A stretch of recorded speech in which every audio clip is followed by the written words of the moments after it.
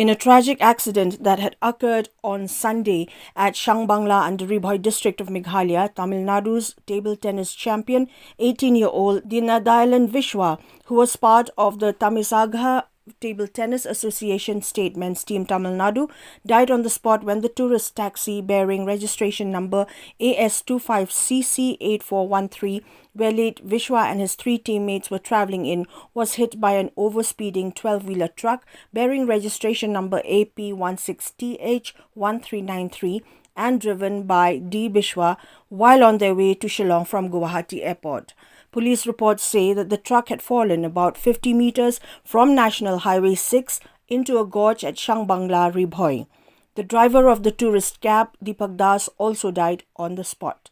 The table tennis championship players had travelled from Tamil Nadu to Shillong to take part in the 83rd Senior National Table Tennis Championships 2022 that is being held at the Sai Indoor Stadium at NEHU, Shillong. All injured passengers from both vehicles were initially taken to the Nongpo Civil Hospital and later referred to Nadu'S Hospital, Shillong for further treatment.